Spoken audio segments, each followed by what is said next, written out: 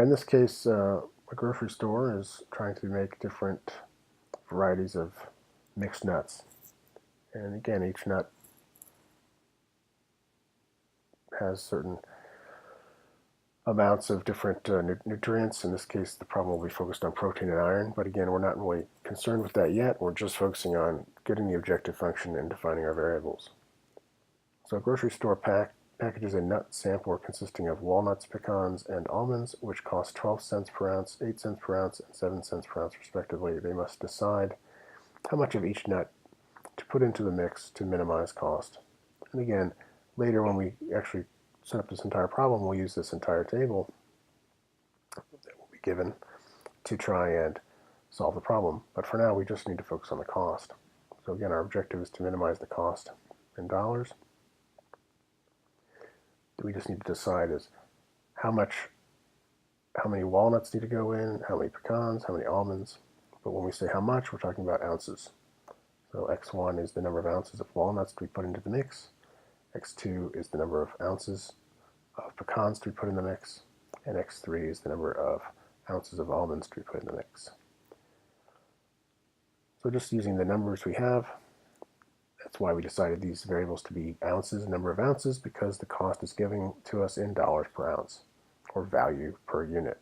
So we're going to minimize cost, which is going to be 12 cents per ounce times the number of ounces of walnuts, plus 8 cents per ounce times the number of ounces of pecans, plus 7 cents per ounce times the number of ounces of almonds. Also giving you another problem here to just, again, another practice problem. Just do this one yourself. It's a fertilizer mix. Just do it for practice. What's the objective? What are the decision variables? Define your objective function. Do it exactly like we've done in the other problems.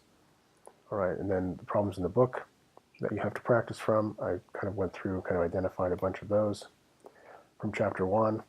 Chapter 1 has some solved problems. Now keep in mind that the book's going through things in different orders, so it's covering a little bit of everything in the beginning. We're kind of breaking things down a little more in the course. So these problems, what they're doing in a lot of these is they're actually modeling the entire problem.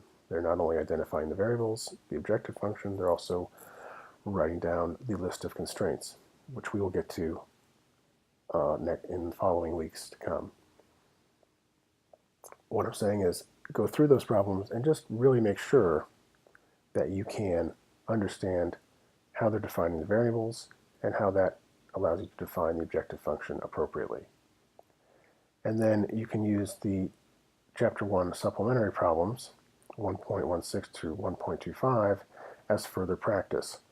Again, the goal of these problems in the book is not to just define the variables in the objective function, but you can use them as practice, and then if you have any trouble or want me to check to see that you're doing it correctly, this is the kinds of things you would want to ask in your next journal submission.